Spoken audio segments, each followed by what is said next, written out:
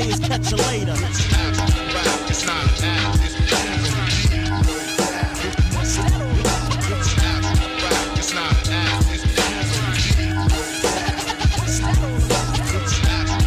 it's not an act, it's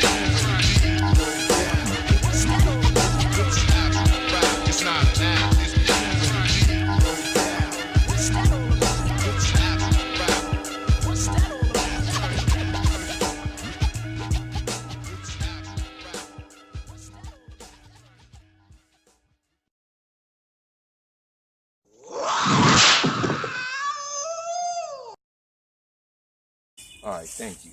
Welcome to the Brutal Monkey channel. Martial arts all day. I actually study Tai Chi, Xingyi, and Bagua. And I actually want to talk about, sorry about that, I'm outside by the road.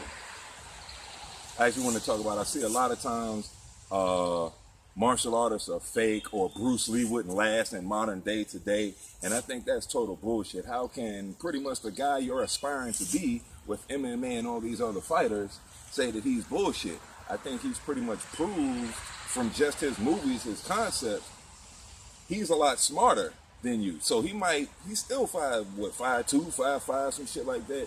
He's still smarter than you. He moves quicker. Be like water. You can't do that. So how the fuck can you say you can whoop this dude? I mean, I laughed at fucking Steven Seagal, but I see him training like Anderson Silva and shit, who pretty much couldn't be beat up until, what, like 5 years ago or some shit. So you can say what you want about martial artists. I think it is a lot of D-student martial art, like D-grade martial arts students representing martial arts. For example, I see a lot of videos where, you know, a Tai Chi or Wing Chun master is going after someone. Yeah, if you're standing there with a form already, you don't know what you're doing. I thought it was to go from form to formlessness. So if I can see you're clearly doing a form, how the fuck good are you? I don't care what kind of master you are or how long you've been doing it.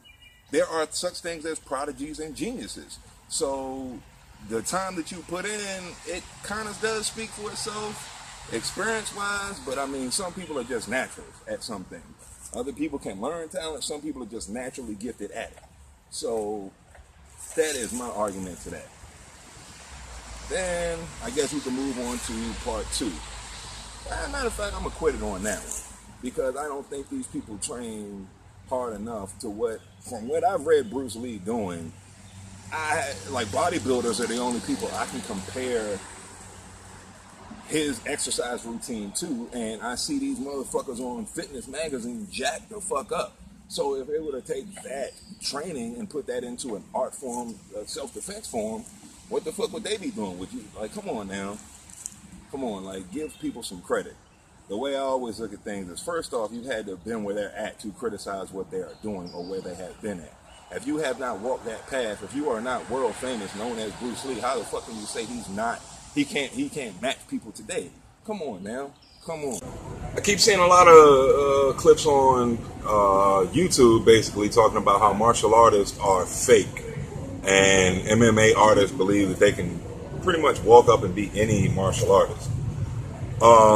Then part 2, I guess, of that is Bruce Lee was just an average fighter if he was alive today, which I have an argument, big problem with, for the fact that this is pretty much the idol of all fighting. Tai Chi is one of the most popular fighting styles. I bet you can't name anybody who does Tai Chi. Everybody knows who Bruce Lee is. So this is the idol of most martial artists. So when he died, he was in around the 70s. So we're talking about like 50 years ago, basically, this guy was around, and he is attributed to being the father of MMA, and also, as far as health goes, weightlifting, nutrients, supplements, diet, things like that, he was huge in breaking through what that was. So he was who every athlete pretty much aspired to be by. So I don't know why now, with the, I guess, abundance of martial arts that you can get, you think that Bruce Lee would be average. I wrote a couple notes so I wouldn't forget this. In order to master something, it takes 10,000 hours. Most martial artists spend that 10,000 hours on fucking form. Most MMA fighters are spending that 10,000 hours on actually sparring. So why do you think you have that advantage? If you were sitting there shadow boxing as an MMA fighter the whole time, how well do you think you would be? And that's pretty much what martial arts is. It's trying to teach you the principles of how you're fighting. So when you see it's also to go from form to formlessness. So when I see these fights on YouTube and the guys starting out in these stances and they've got these postures, I already know who's going to win because you've got a form. I can tell what you're going to do, your mentality, where you're coming from at that point. You're not formless. So I think that everybody's basing martial arts fighters on these students. So I think, 10,000 hours to master something. From what I understand, Bruce Lee was street fighting from the age of 12. I think most American martial artists probably start in their teens, maybe at 12. So that's how much of a jump he had on you. Let's see, I wrote a couple other notes. Yeah, just the straight training of anything. His sheer will. I think I heard something from Roy Jones. He said when he was a boxer, Roy Jones Jr., who was great. He said that he probably could not outbox everybody, but he knew he could outthink everybody. So that, I think, is something else that you are kind of forgetting. Bruce Lee was in there. The only way to learn Jeet Kune Do is to do Jeet Kune Do. So I can't think of really too many other martial arts that go that hard. Everyone has a sparring form. I'm in the Tai Chi. We have our push hands, Shin Yi An Shin Pao, whatever the hell, how you pronounce that. Double circle walking for Bagua. Even Wing Chun, you hit the dummy and you got your little sparring sessions. But Bruce Lee was a supreme being. He was very rare. There is no surprised that 50 years after his death that he is still one of the greatest and he is still relevant and even comes up. I practice martial arts. Nobody gives a shit. There's tons of people that know martial arts. There's tons of people who are famous in the state that they are at. Nobody gives a shit. The world knows who Bruce Lee is. So the way I look at things is the only way you can talk about someone as you have had to done what that person done, basically walk a mile in that person's shoes. Yeah, I don't think any of the people I've seen in the videos disrespecting Bruce Lee. I haven't seen anybody talking about you, so I think that kind of rests my case right there. Another thing, his training. He trained for hours. I've read all of his books. Bruce Lee taught me so much before I even got into martial arts. He was who I aspired to be and still aspire to be today. There are some other great Bagua practitioners, Lee Zing something. He's like 103 or some crap, 109 maybe now.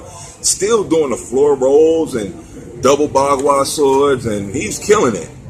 But his training, his workouts, the era that he did it in, he did it when there was something actually on the line. Now we are free to study martial arts, basically due to this man's sacrifice. So do not ever bite the hand that feeds you, and that's kind of what that seems like to me. He cross-trains in many different styles, and he created his own style based off of the many various martial arts that he studied. I know he was famous for Wing Chun, but he studied Bagua Zine. I've got video of him doing that, Tai Chi, and he's Chinese. I'm sure that's what all of them were doing. He knows many different martial arts, but he went for boxing. He figured out fighting so pure that he had to come up with a different way to express his body and his mentality. That's brilliant, man. I don't think you can really shy away from how great he was. No matter what you think now, no matter how many roided up people you see of today, still, we would not be where we're at without him. That's kind of like saying Dr. J isn't crap because Michael Jordan's the best ever and Jordan wasn't crap because LeBron is there. Yeah, for their era, they were the best of their time, and they are still some of the best of their time. I kind of rest my case on that. Definitely practice. Be true to yourself. You can't cheat yourself. Brutal Monkey.